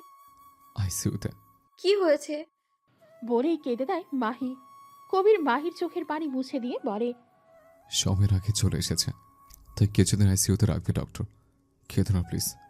তোমরা দুজন বেঁচে আছো, এটি অনেক। আমার এর চেয়ে বেশি কিছু চাওয়ার নেই। কবির মাহির কপালে চুমু দিয়ে হাত জড়িয়ে ধরে। চোখ মুখ লাল হয়ে আছে, মনে হচ্ছে কেটে দেবে। মাহির হাতে পরপর কয়েকটা চুমু এঁকে বুকের সাথে চেপে ধরে। ব্যথায় ছটফট করছে মাহি। সিজারের ব্যথায় হাড় কাঁপিয়ে জ্বর আসছে এই গরমেও লেপের মধ্যে জড়িয়ে আছে মাহি। কবির এভাবে মাহিকে দেখতে পারে না, বেরিয়ে যায়। একদিকে বেবি, একদিকে মাহি। কবির চেয়ারে হেলান দিয়ে বসে, না আর পারছে না সহ্য করতে। হঠাৎ কেউ মাথায় হাত রাখতেই পাশে তাকিয়ে কাজলকে দেখে জড়িয়ে ধরে কেঁদে দেয় কবির। কাজল বেগম শক্তপোক্ত ছেলেটাকে কাঁদতে দেখে অবাক হলেও মাথায় হাত বুলিয়ে বলে, সব ঠিক হয়ে যাবে কবির। কবির ফুপিয়ে উঠে বলে, মাহির কষ্ট, বাচ্চার কষ্ট আমার সহ্য হচ্ছে না। নিজেকে অসহায় লাগছে। আমি চেয়েও কিছু করতে পারছি না তাদের জন্য। মাহির ঘুমন্ত মুখের দিকে তাকিয়ে আছে কবির। যন্ত্রণায় ছটফট করতে করতে মাত্রই ঘুমিয়েছে মেয়েটা। কবির হাত বুলিয়ে দিচ্ছে মাথায়। চোখের কোণে এখনো পানি রয়েছে। কবির চোখের পানি মুছে দিয়ে ঠোঁট ছোঁয়ালো দু চোখে। কবিতার রুমে ঢুকে বাবুকে নিয়ে। বাবুটার মায়ের গরম লাগবে, বাবু অনেক উইক। কিন্তু মাহি যা অবস্থা, তাতে মাহি বাবুকে কিভাবে নেবে? তাহলে কি হবে এখন? ভাইকে অবুঝ বালকের মতো প্রশ্ন করতে দেখে কবিতা হতাশ হয়। এটা ভালোই বুঝতে পারছে যে তখনকার শক এখনো কাটিয়ে উঠতে পারেনি। সব ঠিক থাকলেও কবিরের হারানোর ভয় এখনো যায়নি। তোমাদের রাজপুত্রকে এখন তোকেই বুকের মাঝে জড়িয়ে রাখতে হবে। কবির এক ঢোক গিলে বলে, ওকে ধরতে আমার ভীষণ ভয় করে। এই বুঝে ভেঙে যায়। এত কিছুর মাঝেও ভাইয়ের কথায় হেসে দেয় কবিতা। কবির হাসির কারণ না বুঝে বলে, আসতিস কেন? কিছু না, ভাবছি আবার সেই তেজি রাগি বিচক্ষণ ভাইটা কই। মানে? তোর মাঝে আমার ভাইকে খুঁজে পাচ্ছি না কবির। কবির মাথা নিচু করে রাখে। কবিতা ভাইয়ের মাথায় হাত বুলিয়ে দিতেই কবির বাচ্চাদের মতো কেঁদে ওঠে। আমি প্রচুর ভয় পেয়ে গেছিলাম আপু। আল্লাহ আমার ভুলের শাস্তি মাহি বা বাবুকে কেড়ে নিয়ে দিবে ভেবে ভয় পেয়েছিলাম। আমি ওদের চাই আপু, ওদের ছাড়া বাঁচতে পারবো না। সে ভয়টা আমাকে এখনো ঘিরে ধরে আছে। মাহি বাবু দিয়ে যদি চলেছে, এইটুকু বাচ্চার আমি কিভাবে কি করব? আমার যে মাহিকেও চাই। আমি স্বার্থপর হয়ে মাহিকে জোর করতে চাই না, কিন্তু মাহিকে ছাড়া আমি কিভাবে থাকবো? কবিতা ছোট্ট একটা শ্বাস ফেলে বলে, মেয়েরা কখনো স্বামীর সংসার ছাড়তে চায় না কবির, যতক্ষণ তারা সহ্য করতে পারে। মাটি কামড়ে পড়ে থাকে। কিন্তু তুই ওর সাথে যা করেছিস সেটা খারাপ করেছিস। আমি জানি এটা একটা ভুল বুঝাবুঝি থেকেই হয়েছে, তবুও দোস্ত তুইও করেছিস। আর একজন মেয়ে হয়ে ওর প্রতি হওয়া অন্যায় তো আর সমর্থন করতে পারি না বল। এখন এসব ভেবে বুদ্ধিহীন হোস না। আগে বাবুকে তোর বুকে নে, ওর পিঠে এইভাবে হাত বোলাবি। কবির বাবুকে বুকে নিয়ে হাত বোলাতে থাকে। কবিতা দেখে মুচকি হাসে। মাহির জ্ঞান ফিরেই দেখে কবির বাবুকে নিয়ে বসে আছে। মাহির জ্ঞান ফিরেছে দেখে কাজল বেগম তাকে উঠিয়ে বসায়। ওর কি হয়েছে, এভাবে বুকে কেন? কাল সারাদিনও ও আইসিইউতেই ছিল। বাচ্চা এখনো অনেক দুর্বল। একদিকে তুই আর একদিকে বাবু, কি যে গেছে কাল। মাহি কেঁদে দেয়। তা দেখে কবির উঠে এসে মাহির পাশে বসে। কাঁদছো কেন? আমার জন্যই আজ এইসব হয়েছে। আমি তাড়াহুড়ো করে না উঠলে। কবির মাহির মাথায় হাত বুলিয়ে বলে, যাই হোক, তোমরা দুজন বেঁচে আছো, এটাই অনেক। 2টা দিন কেটে যায়। কবির এক মুহূর্তের জন্য মাহির আর বাবুর থেকে দূরে যায় না। মাহি এখনো একটু সুস্থ, তবে কয়েক মাস সাবধানে থাকতে হবে। দাদু সহ ও বাড়ির সবাই এসেছিল। মাইকে নিয়ে যেতে চাইলে কবির যেতে দেয় না। এ নিয়ে মেঘ আর কবিরের কথা কাটাকাটিও হয় কয়েক দফা। আজ ছুটি দিলে তারা বাড়ি চলে আসে। বাসায় এসেই চমকে যায়। পুরো বাসা সুন্দর করে সাজিয়েছে। সামনে ফুল দিয়ে লেখা ওয়েলকাম হোম। কবির মাহির কোলে বাবুকে দিয়ে বলে, একটু শক্ত করে ধরো। বলেই কোলে তুলে নেয়। বাকি সবাই ছবি তুলেছে, ভিডিও করছে। কবির মাহিকে রুমে নিয়ে খাটে বসিয়ে দেয়। বাবুকে পাশে শুইয়ে বলে, কিছু খাবে? খেয়েই তো আসলাম। আমি ফ্রেশ হয়ে আসছি। আচ্ছা শুনুন। হুম। না, কিছু না। মাহি, আমাকে সব বলবে প্লিজ? যা মনে হয় আমি সব শুনবো। নিজের এতটুকু ক্ষতি করো না প্লিজ। মাহি কবিরের দিকে তাকিয়ে মাথা নিচু করে বলে, পানি খাবো। এত জড়তা কেন মাহি? আমি তোমার স্বামী। মাহি কবিরের দিকে তাকায়। কবিরের সেই তেজি মুখটায় এখন চিন্তার ছাপ বিদ্যমান। সরি। সরি কেন বলছো? সারা জীবন নিজের কাছে নিজেই করে এসেছি, শত অসুস্থতার পরেও। কিছু বলতে কেমন যেন লাগে। অর্ডার করা অভ্যেস নেই তো, তাই হয়তো। এখন থেকে অভ্যাস কর, বুঝলে? নিজে তো কিছুই চাইবি না, বাবা হওয়ার মতো এত শখের অনুভূতি দিয়েছ, আর ওকে দিয়ে কাজ করাবো না তা কি হয়? কবিতার কথায় মাহি কবির দরজায় তাকায়। মাহি মাথা নিচু করে নেয়। ওরে ছোট্ট পাখি, তুমি লজ্জা পাচ্ছ নাকি? আমার পিচিটাকে আমাকে দাও দেখি। এই যে কবির চৌধুরী, বুকে ফ্রেশ করিয়ে দে। আমি পুচকাটার সাথে একটু ঘুরে আসি। মাহি কিছু বলতে যাবে আগেই কবির বলে, যাও, আমি আছি তো। মাহি চোখ বড় বড় করে তাকায়। কবিতাকে কিছু বলার আগেই কবির কবিতাকে ছেড়ে বের করে দেয়। আপনি আপুকে পাঠিয়ে দিলেন কেন? আমি একা একা কিছু করতে পারবো না। যা বাবা, তোমার বর থাকতে আপুকে কেন রাখবে? মানে? মানে আমি আমার বউকে ফ্রেশ করে দিতে পারবো। না, আমি যাবো না আপনার সাথে। তোমার যেতে হবে না, আমি নিয়ে যাচ্ছি। বউ পাখি, এমন লজ্জায় লাল হয়ে যাচ্ছ কেন? মাহি করুণ চোখে কবিরের দিকে তাকায়। কবির মিটমিট হাসছে। অসভ্য লোক। মাহি লজ্জায় বুকে থাকা ছোট্ট জানটাকে বুকের সাথে আগলে নিয়ে মুখ লুকায়। একটু পরেই বুঝতে পারে কেউ ওদের দুজনকে জড়িয়ে ধরে রেখেছে। সেটা আর কেউ না, কবির। মাহি এর একটু এলিয়ে দেয় নিজের শরীর কবিরের কাঁধে। পিঠে ব্যথা করছে তার। কবিরের ধরায় একটু ভালো লাগছে, তাই শরীর কিছুটা এলিয়ে দেয়। সকাল থেকেই তোড়জোড় চলছে। আজ বাবুর আকিকাতায় 2টো খাসি কাটা হয়েছে। পাশে আবার আরেকটা খাসির মাংস দিয়ে রান্না করা হচ্ছে বিরিয়ানি, আত্মীয় স্বজন আর গরিবদের খাওয়ানোর জন্য। মাহির পরিবারের সবাই এসেছে। নীলাদেরকেও দাওয়াত করেছে কবির। বাবু একদম তোর মতো হয়েছে, তাই না রে মাহি? কি জানি আপু, আমি তো কিছু বুঝতে পারি না। না, একদম কবিরের মতো। মায়ের কিছু পায়নি, তাছাড়া মায়ের কাছে থাকবেই বা কতদিন যে কিছু পাবে। ছেলে শুধু তোমার ভাইয়ের না মিতু, আমার বোনেরও। একদম আমার ভাই বলবে না। তোমার ভাই নাকি? ফুপির মেয়ে তো বোনই হয়। বোন না, বোনের চেয়ে বেশি কিছু। এই দাও তো বাবুকে, তাছাড়া তোমার অভ্যাস করার দরকার নেই, 2 দিন পর চলে যাবে। মাহি অবাক হয়ে তাকায়। চলে যাব মানে? তার মানে কি কবির এবার নিতুকে বিয়ে করবে? বাচ্চা তার কাছ থেকে কেড়ে নেবে? ভাবতেই ছেলেকে নিজের সাথে চেপে ধরে। কি হলো, দাও।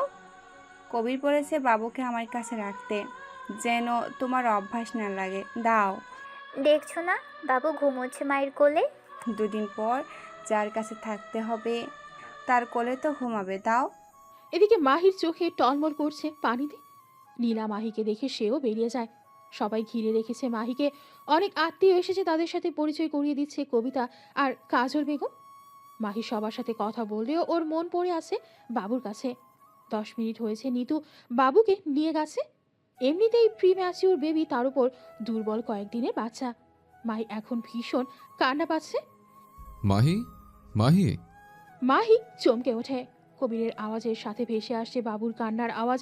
মাহি তড়িঘড়ি করে উঠতেই কাটা জায়গায় ব্যথায় আবার বসে যায়। কবির সবার দিকে একবার চোখ বুলিয়ে রেগে বলে, সমস্যা কি তোমার? যার তার কাছে কাব্যকে দিয়েছো কেন? সে কখন থেকে কেঁদে যাচ্ছে বাচ্চাটা আমার। মাহি কবিরের রেগে যাওয়া দেখে কিছুটা ঘাবড়ে যায়। তার উপর কাব্যর কান্না। ছেলেটা এত কাঁদছে কেন? মাহি কবিরের থেকে বাবুকে নিতে গেলে কবির রেগে বলে, থাক, তোমাকে কিচ্ছু করা লাগবে না, আমি আমার ছেলেকে সামনে নেব। যাও, তুমি গল্প করো। বলে কাব্যকে বুকের মাঝে নিতেই চুপ হয়ে যায়। নিতু কাঁচুমাচু করে বলে, আমিও তো বুকে নিয়েছিলাম, তখন তো কেঁদেছিল। কবির কড়া দৃষ্টিতে চেয়ে আবারও মাহির দিকে তাকায়। আমার কি দোষ? নিতু আপুই তো নিয়ে গেল। নিতু ফিতু যাই হোক, তুমি দিবে কেন? ডক্টর কি বলেছে মনে নেই? বাচ্চাকে 1 মাস সাবধানে রাখতে। আর যদি বাইরের কারো কাছে দিয়েছো তো পরে বকে দিয়েন, আমার কোলে দিন। আগে বলো, আর বাইরের কাউকে দিবা? কি বলছেন? সবাই কি মনে করবে?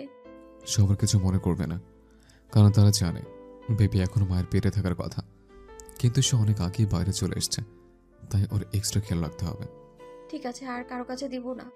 ওর খিদে পেয়েছে, চলো রুমে। বলে বাবুকে মাহির কোলে দিয়ে বাবু সহ মাইকে কোলে তুলে নেয়। মাহি লজ্জা পেয়ে যায়, কারো দিকে তাকানোর সাহস করে না। সবার ফিসফিসানি কানে আসে শুধু। কাজল বেগম মুচকি হেসে সবার সাথে কথা বলতে শুরু করে। তা ভাবি, ছেলে তো দেখছি বউ পাগল। পরে আবার মাকেই দেখবে না দেখছি। এখনকার ছেলেরা বউ পেলে সব ভুলে যায়। আমি চাই আমার ছেলে বউ পাগল হোক, মা পাগল ছেলে আমার চাই না। কি যে বলেন ভাবি। সত্যি বলতে আমি আমার ছেলের বউ নিয়েই খুশি। শান্ত শিষ্ট, একদম আমার বদমেজাজি ছেলের জন্য পারফেক্ট। মাহি ছেলেকে নিজের বুকে চেপে ধরে আছে, মনে হচ্ছে কেউ নিয়ে চলে যাবে। একদম ছোট্ট একটা জান। কবির মাহির দিকে একবার তাকিয়ে বলে, হয়েছে ওর খাওয়া, হুম। দাও এবার আমার কাছে, ওকে দিয়ে আসে।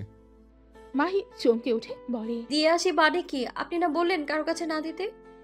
কারো কাছে না দিলে কি চলবে? তুমি তো চলে।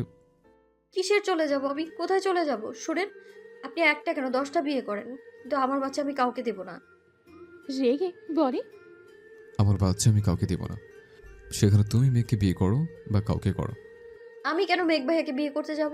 আমার সংসার ছেড়ে কেন যাব? দরকার পড়লে আপনি চলে যান। আজব, আমি কেন যাব? এটা আমার বাড়ি। এটা আমারও বাড়ি। তুমি তো আমাকে স্বামী মনেই করো না। তাছাড়া শত অনুসারে তুমি তো চলে যাবা। আমি চলে গেলেও আমি আমার ছেলেকে নিয়ে যাব। এই, তোরা কি শুরু করলি বলতো? আর তোরা এসব কি বলছিস? আমার ছেলে আমার ছেলে। ছেলে কোথায়? একার হয় না, হ্যাঁ? দুজনেরই ছেলে। তোরা যদি বাড়াবাড়ি করিস তো কাব্যকে আমি নিয়ে চলে যাব, আর তোরা যাকে ইচ্ছে তাকে বিয়ে করবে। তাছাড়া মাহি না হয় ছোট, কিন্তু তুই তো আর ছোট না যে এভাবে ঝগড়া করিস। কবির আর কিছু না বলে বেরিয়ে যায়। কবিতা মাহির পাশে বসে বলে, আমি জানি আমার ভাই অন্যায় করেছে, কিন্তু কবির তোমাকে ভালোবাসে মাহি। বাসে না আপু, তাই তো নিতু আপুকে বিয়ে করবে বলেছে। তোর বাগলি, নিতুকে কেন বিয়ে করবে? নিতু ছোট থেকেই কবিরকে পছন্দ করে, কিন্তু কবির তো তোমাতেই আসক্ত। আমার পাগল ভাইটাকে ছেড়ে যেও না মাহি, তুমি হিনা শেষ হয়ে যাবে। ওর ভুল শুধরানোর একটা সুযোগ দিও।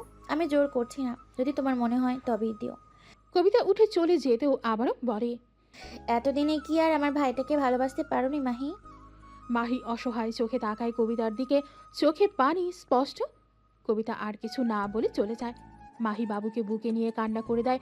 সব কাজ শেষ করে রুমের দিকে আসে কবির। বাকি কাজের স্টাফরা করবে। এখন ঘড়িতে বাজে 4:35। সারাদিনে সব কিছু সামনে প্রচুর টায়ার ডাকছে। এখন মাহি আর কাব্যকে দেখলে একটু শান্তি পাওয়া যাবে। রুমে এসে কাউকে না দেখে ভ্রু কুচকায় কবির। কোথায় গেল? হয়তো সবার সাথে আছে ভেবে ফ্রেশ হয়ে আসে। মাহি আর কাব্য কোথায়? কেন? ও তো তোমাদের সাথে ছিল। না তো, মাহি তো নেই। নেই মানে? কোথায় গেল? আজ হয়তো আমি দেখছি বলেই কবিতা চলে যায়। পুরো বাড়ি হন্যে হয়ে খুঁজছে কবির, কোথাও নেই মাহি। কবিরের ভয় হতে শুরু করে। সত্যিই চলে গেল কি? কবির ধপ করে বাগানে বসে পড়ে। হঠাৎ করেই মধুর কণ্ঠে গান শুনে আশেপাশে তাকায় কবির। ছাদ থেকে আসছে আওয়াজ। কবির দ্রুত পায়ে ছাদে এসে দেখে মাহি কাব্যকে গান শোনাচ্ছে আর ঘুম পাড়াচ্ছে। কবির ছুটে মাহিকে জড়িয়ে ধরে। হঠাৎ এমন হওয়ায় মাহি ভয়ে চেঁচিয়ে ওঠে, সাথে সাথে কান্না করে দেয় কাব্য। মাহি হতভম্ব হয়ে আছে। কবির কান্না করছে আর কাব্য। কান্না করছেন কেন? কি হয়েছে? ছাড়ুন, কাব্য কাঁদছে। কবির কিছু না বলে কাব্যকে কোলে নেয়। কিছু না বলে ছাদ থেকে নেমে যায়। মাহি কিছু না বুঝে ধীরে ধীরে নেমে আসে। কবিতা সহ বলতেই মাহি জোরে শ্বাস ফেলে। আপু, আপনার মনে হয় আমি এই অবস্থায় পালাতে পারবো? কবিতা হেসে ফেলে, বলে, কি জানি বাবা, তোমার বরের মাথায় পড়ে গেছে। মাহিও হেসে দেয়। কবিতা মাহির দিকে তাকিয়ে আছে। মেয়েটা হাসে কম হাসলে বেশি সুন্দর লাগে। যাও দেখো তোমার বর কি করছে। মাহি রুমে ঢুকে দেখে কবির কাব্যকে বুকে জড়িয়ে আছে। কাব্য বাবার বুকে মিশে শান্ত হয়েছে। এতক্ষণ কেঁদে কেটে ভাসিয়ে ফেলছিল। মাহি আস্তে আস্তে হেঁটে খাটে শুয়ে পড়ে। শরীর তার আজ একটু বেশি খারাপ করছে। মাহি আজকের কথা ভাবতে ভাবতে ঘুমিয়ে যায়। কেটে গেছে একটা মাস। কাব্য মাহি দুজনে এখন অনেকটা সুস্থ। কাব্য আগের চেয়ে একটু গায়ে হাতে হয়েছে। ছেলেটা শান্ত হলেও প্রচুর জেদি। রেগে গেলে সামলানো কঠিন হয়ে পড়ে। মাত্র 1.5 মাসের বাচ্চার এমন রাগে হতাশ মাহি। ছেলেকে ছেড়ে দুদণ্ড শান্তি নেই তার। যদিও এই সময়টা পেটেই থাকতো কাব্য তবে ভালোই হতো। এখন এটুকু বয়সে যেমন হাত পা নাড়ে কাঁদে, আর একটু বড় হলে না জানি কি করবে ভেবেই দীর্ঘশ্বাস ফেলল মাহি। মাহি, কাব্য ঘুমিয়ে গেছে? জি আপু, এই মাত্র ঘুমিয়েছে। তুমি কি ফ্রেশ হয়ে আসো, আমি নিচ্ছি। ঠিক আছে। মাহি ফ্রেশ হয়ে এসে খাবার খেয়ে নেয়। না হলে কাব্য উঠলে আর খাওয়া হবে না। কবিরও বাসায় নেই যে ওকে খাইয়ে দেবে। কাব্যর জেদ উঠলে সে কারো কাছে থাকে না। 2 দিন হলো সে কাজে বাইরে গেছে। 2 দিনে মাহি কবিরকে অনেক মিস করেছে। কবির থাকলে কাব্যকে সহজেই সামলে নিতে পারে। আচ্ছা আপু, কাব্য বিছানায় ঘুমায় না কেন? শোয়ালেই উঠে কেঁদে ওঠে কেন? কবিতা মুচকি হেসে বলে, কারণ তোমরা ওকে বুকে নিয়ে ঘুমাও তাই। তাছাড়া ও শুরু থেকেই বুকেই ঘুমিয়েছে। তখন তো ম্যাচিওর ছিল না, তাই বাধ্য হয়েই বুকে নিতে হয়। সেই অভ্যাস হয়ে গিয়েছে। রাত বাজে 2টা 30। অসহায়ভাবে তাকিয়ে আছে কবিতা। মাহি কাব্য দুজনেই কাছে। আধ ঘন্টা যাবৎ কেঁদেই যাচ্ছে ছেলেটা। বাড়ির সবাই জেগে আছে। কারো কাছে থামছে না কাব্য। কবিতা চেক আপও করেছে, সব ঠিকঠাক আছে, তবুও কাঁদছে কেন? কাজল বেগম তেল মালিশ করে দিয়েছে পেটে। কবিতা দেখেছে ডানা উঠেছে কিনা, কিন্তু সবই ঠিক আছে, তবুও কাব্য কেঁদেই যাচ্ছে। কাব্যর কান্নায় মাহিও কেঁদে যাচ্ছে। আর বারবার এটা ওটা বলছে, করছে যাতে কাব্য শান্ত হয়, কিন্তু কাব্য তো কেঁদেই চলেছে। কি হয়েছে? কাব্য তো কাছে কেন? আর মাহি, তোমার কি হয়েছে? কথাটা ভয়ে ভয়ে বলে কবির। না জানি কি হয়েছে। কবিরকে দেখে মাহি ছুটে কবিরকে জড়িয়ে ধরে। কবির অবাক হয়। ভয়ে যেন হাত পা নড়ছে না। কাব্য এত কাছে কেন? সেই আধা ঘন্টা ধরে কাছে, থামছি না। কবিরের দিকে তাকিয়ে কথাটা বলে। কবির কাব্যকে কোলে তুলে নেয়। বাবার কোলে প্রায় 5 মিনিট পর শান্ত হয়। সবাই এবার লম্বা শ্বাস ফেলে। মাহি এখনো কাঁদছে। কবির এক হাতে মাহিকে জড়িয়ে ধরে। চোখের পানি মুছে ইশারায় কাঁদতে মানা করে। কবিতা কাজল বেগম এবার শান্তি পায়। মেয়েটা কাব্যকে সামলাতে হিমশিম খাচ্ছিল। কবিতা ফিসফিস করে বলে, খেয়ে এসেছিস? না। আমি খাবার পাঠাচ্ছি, মা ছেলেকে সামনেই খেয়ে নিস। কবির মুচকি একটা হাসি দিয়ে মাথা নাড়ায়। কবিতাও হেসে বেরিয়ে যায়। একটু পরেই কবিতা খাবার নিয়ে আসে। কাব্য তখনও কবিরের কোলে ঘুমাচ্ছে। তুই না আসলে কি হতো এখন? বাপরে! কবির কবিতার কথায় মুচকি হেসে ছেলের কপালে চুমু দেয়। মাহি মাথা নিচু করে বলে, সরি আপু, কাব্যর জন্য অনেকক্ষণ সবাই জেগে আছো, তোমরা শুয়ে পড়ো। কবিরকে খাবার খাইয়ে তোমরা ঘুমিয়ে পড়ো। বলেই কবিতা বের হয়ে যায়। তুমি শুয়ে পড়ো, আমি পরে খেয়ে নেব। এখন কাব্য জাগলে আরো কান্না করবে। মাহি কিছু না বলে হাত ধুয়ে খাবার প্লেট নিয়ে কবিরের সামনে বসে। হাঁ করেন। কবির হতবাক হয়ে তাকিয়ে আছে। এভাবে তাকিয়ে আছেন কেন? হাঁ করেন। কবির হাঁ করতেই মাহি এবার খাইয়ে দেয়। কবির খাওয়া শেষ করে বলে, তুমি খেয়েছো? এবার ওকে আমার কাছে দিন, আপনি ফ্রেশ হয়ে আসুন। একটু তুললেই কেঁদে উঠবে। থাক আমার কোলে, দুদিন শান্তি মতো ঘুম হয়নি তোমার, ঘুমাও। মাহি অবাক হয়। আপনিও তো মনে হয় ঘুমোননি ঠিক মতো। আমি ঠিক আছে। মাহির এখন কান্না করতে ইচ্ছে করছে।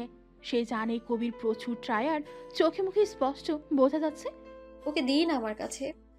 কেন? আরে দিন তো। কবির মাহির করে দিতেই কাব্য কেঁদে ওঠে। মাহি ওকে নিয়ে শুয়ে ওকে খাইয়ে দেয়। কাব্য কিছুক্ষণ কেঁদে চুপ হয়ে যায়। কবির ছোট্ট একটা নিঃশ্বাস ফেলে ফ্রেশ হয়ে আসে। কাব্যর কান্না তো বলছিলাম, কিন্তু তুমি কান্না করছিলে কেন? মাহি কবিরের দিকে তাকায়। কাব্যর কান্না আর কবিরের না থাকা দুইটা মিলেই কেঁদেছে আজ সে। আসলে কাব্য এতটা কান্না করছিল, আমি বুঝতে পারছিলাম না কি করব। তাই বলে ছেলের সাথে তুমিও কান্না করবে? আমি না থাকলে কিভাবে সামলাবে তুমি? মাহি অসহায় ভাবে তাকায়। আপনি আবার কোথায় যাবেন? না, ধরো একেবারের জন্য দুনিয়া থেকে চলে গেলাম, তখন? মাহি বুক ধক করে উঠল। কয়েক ঘন্টা নাই তাই কেঁদে কেঁদে একাকার মা ছেলে, আর উনি কি বলছেন? এটা কিভাবে বলতে পারলো উনি? মাহির কাঁদো কাঁদো মুখ দেখে কবির বুঝলো মাহির কথাটা পছন্দ হয়নি। সে জানে মাহি তাকে ভালোবেসেছে। ওর চোখের ভাষা পড়তে পারে কবির। মেয়েটা ওর ধারণার চেয়েও বড্ড গুটিয়ে চলে নিজেকে। কবির চায় মাহি কবিরকে ভালোবাসুক, ওদের সুখের স্বাভাবিক সংসার হোক। এটা মাহিও চায়, সেটাও কবির জানে। তাহলে মুখে বলতে কিসের এত জড়তা? মাহিকে চুপচাপ দেখে কবির উঠে মাহির কাছে বসে কাব্যকে বুকে নিতেই আরো গভীরভাবে ঘুমিয়ে পড়ে। কবির মাহিকে এক হাতে জড়িয়ে ধরতেই মাহি ডুকরে কেঁদে ওঠে। কাঁদছো কেন? আমি তো মজা করলাম বাবা। মাহি এখনো কেঁদেই যাচ্ছে। কবির এক হাতে মাহিকে জড়িয়ে ধরে আছে, কিছু বলছে না। কাঁদু কিছুক্ষণ। ভালোবাসো মাহি? মাহি ঝট করে কবিরকে ছেড়ে দেয়। একটু চেঁচিয়ে বলে, কি ভালোবাসি ভালোবাসি করছেন? আমি কেন মেঘ ভাইয়াকে ভালোবাসতে যাব? আমার ছেলে সংসার ছেড়ে কেন আমি মেঘ ভাইয়াকে ভালোবাসবো? আমি যদি ভালোবাসি তাহলে সেটা আপনাকে ভালোবাসবো। আমি আমার স্বামীকে ভালোবাসি, আমি অন্য কাউকে না। খবরদার আর মেঘ ভাইয়াকে আমাদের মাঝে আনবেন তো, আমি চলে যাব যেখানে খুশি। থাকেন আপনি আপনার ছেলেকে নিয়ে, অনেক হয়েছে। আমি কিছু বলি না তাই বলে কি আমার কোনো দাম নেই নাকি? থাকবে কি করে? যার মা নেই বাবা নেই তার আবার কেউ থাকে নাকি? থাকে না তো। আজ এতিম। এই চুপ চুপ, ছেলে উঠলো হয়েছে। মাহি কিছু না বলে রাগে ফুঁসতে থাকে। তুমি রাখতেও পারো মাহি? কোন কথার মাঝে কোন কথা? কবির কথা শুনে হতভম্ব হয়ে গেল। আসলেও তো আমি তো রাগ করতে পারি না। তাহলে আমি রাগ করেছি কেন? মানানোর কেউ আছে তাই বলে কি রাগ করেছি? রাগ করা শিখছি আমি, নিজের ভাবনায় পড়ে গেলাম আমি। আচ্ছা, তখন উনি বললেন ওনার থাকবেন না, আমার এত কষ্ট হয়েছে কেন? আমি কিন্তু নিজের কথা বলেছি, তোমার ভাইয়ের কথা না। তাছাড়া আমি তোমাকে যেতে দেবো না, দরকার পড়লে বেঁধে রাখবো। যত খারাপ হতে হয় হব, আমি তোমাকে আমার এই বিষাক্ত ভালোবেসে বেঁধে রাখবো, বুঝলে? তাছাড়া এখন আমি একা না, আমার ছেলেও আছে, আমার করেছে। এই এদিকে আসো। মাহি ভ্রু কুচকে তাকিয়ে আছে। কবির হেসে এক হাতে বুকে চেনে নিল। মাহি, মাহি, তোমাদের ছাড়া আমার আর কিচ্ছু চাই না। এইভাবেই পাশে থাকো, ভালোবেসে বউ পাখি। মাহি চুপচাপ শুয়ে রইল কবিরের বুকে। শান্তির জায়গা আরো একটু চেপে গেল কবিরের দিকে। আহা কি শান্তি! কবির মুচকি হাসল। মা ছেলেকে দেখে দুইজনেই কপালে চুমু দিয়ে নিজেও চোখ বন্ধ করল। দুটো দিন তারও ঘুম হয়নি। সময় প্রবাহমান, সে তার নিজ গতিতে চলতে থাকে। কবির মাহির জীবনেও চলছে আপন গতিতে। মাহি, এই মাহি। আম্মু, এই আম্মু। মাহি রান্না করছে এখন, ডাকে বিরক্ত সে। দেখ তো বাপ, ছেলে ডাকছে কেন? জি আম্মু। মাহি চুলার আঁচ কমিয়ে রুমের দিকে যায়। গিয়ে দেখে বাবা ছেলে একে অপরকে জড়িয়ে ধরে শুয়ে আছে আর চেঁচাচ্ছে। ছেলে হয়েছে একদম বাপের কপি। বাপ যা করবে তাকেও তা করা লাগবে। 3.5 বছরের এই ছেলেকে নিয়ে তার চিন্তার শেষ নেই। কি হয়েছে কি? কাব্য, তোমার আম্মুকে বলো তো বাবাকে মর্নিং কিসে দিতে। কাব্য আধো আধো করে বলে, আম্মু, পাপাকে কিসি দাও। কিসে মর্নিং কিসি? আর আপনি ছেলেকে সব কি শেখাচ্ছেন শুনি? বউকে ভালোবাসতে শেখাচ্ছে, বুঝলে? মাহি বিরক্ত হয়ে বলে, আপনার ফালতু কাজ শেষ হলে দুজনেই রেডি হয়ে নিচে আসুন। দেখছিস তোর মাটা কেমন ছাচালো মহিলা, সকাল সকাল স্বামীকে আদর করে ডেকে তুলবে, ম্যাচেস দেখাচ্ছে। আরে আমি বউয়ের ভালোবাসার অভাবে একদিন টুস করে মরে যাব, বুঝলি বাবা? তোর মায়ের আমার প্রতি কোনো আদর নেই। কাব্য বাবার দিকে তাকিয়ে আছে গভীর মুখে। আসলে বোঝার চেষ্টা করছে তার বাবার কথা, কিন্তু তার মাথায় কি এখন এসব কি ঢুকবে? সে শুধু তাকিয়ে আছে। মাহি ছোট্ট একটা শ্বাস ফেলে রুম থেকে বের হয়। এটা কবিরের রোজগারের কাজ, তাকে ডেকে সকাল সকাল ছেলেকে বউকে ভালোবাসা নিয়ে নীতি বাক্য শোনানো। এই যে মাহি সকালে ভালোবাসার পরশ দিয়ে উঠে, এটা কবিরও জানে। মাহি সকালে উঠে বাবা ছেলেকে আদর করে কাব্যকে কবিরের কাছে শুইয়ে দিলে কবির ছেলেকে টেনে বুকে নিয়ে আবারও ঘুমিয়ে পড়ে। এই দৃশ্য দেখে রোজই একটা ভালো লাগা কাজ করে মাহি। কবিরের উদ্দেশ্য হলো ঘুম থেকে উঠেই বউ ছেলেকে একসাথে দেখে এতে নাকি দিন ভালো যায়, তাই রোজ শুয়ে থেকে এভাবে ডাকাডাকি করে।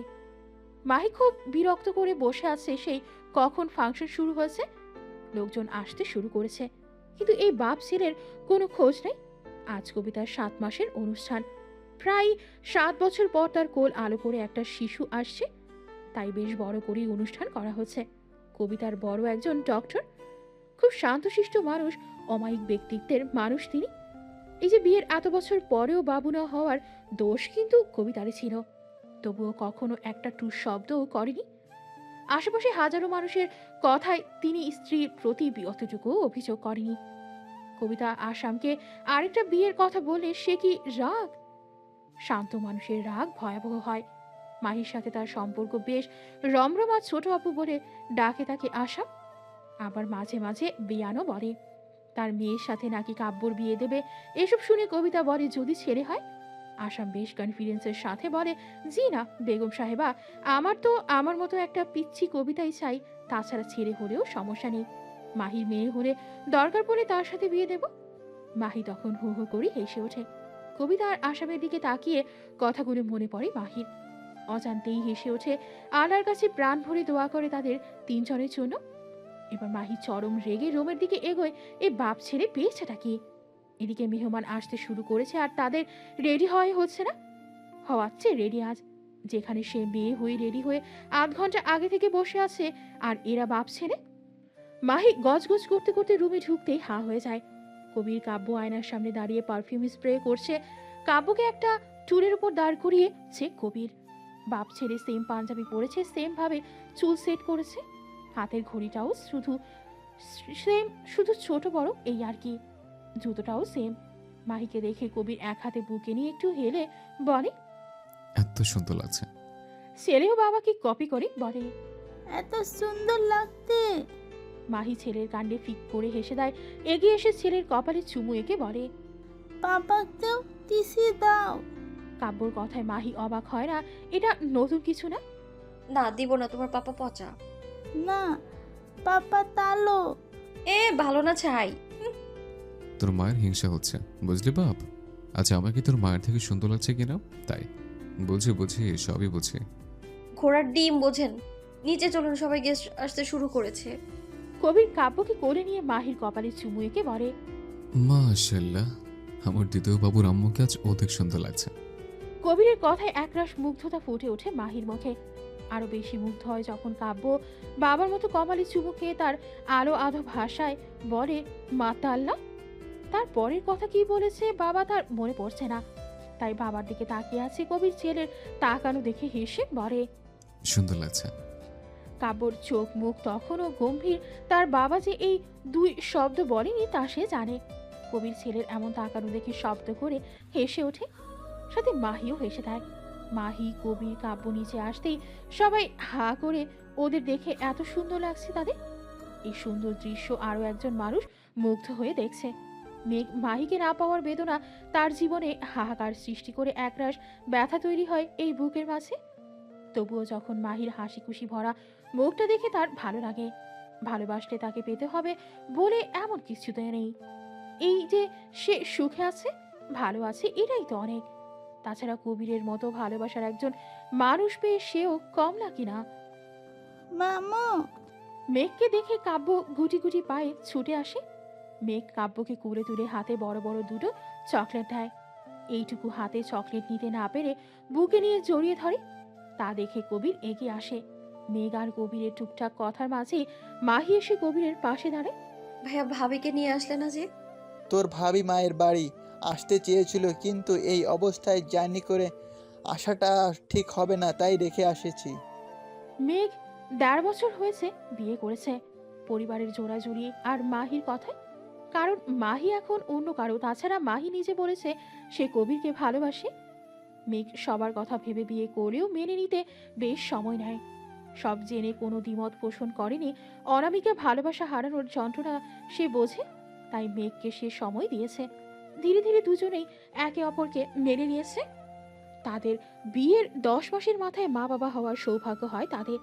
এখন সে ৮ মাসের প্রেগনেন্ট। অনুষ্ঠান শেষে সে তার রুমে চলে গেছে। ছেলেকে বিছানায় শুইয়ে চারপাশে মাহিকে খোঁজে কবির।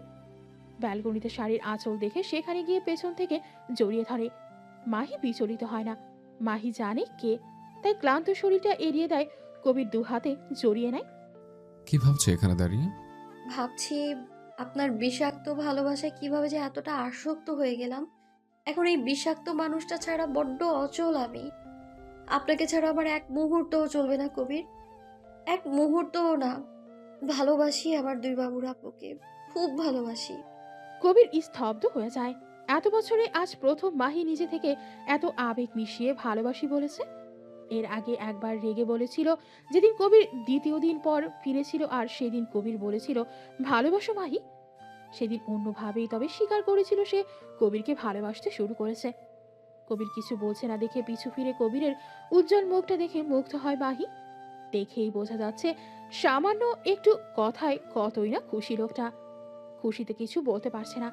মাহি কবিরকে আরো অবাক করে দিয়ে সারা মুখে ভালোবাসা লেপটে দেয়। ভালোবাসি বর্মশাই। কিছু ভালোবাসা বিষাক্ত হয়ে শুরু হলেও সেই ভালোবাসায় আসক্তি খুব সুন্দর হয়।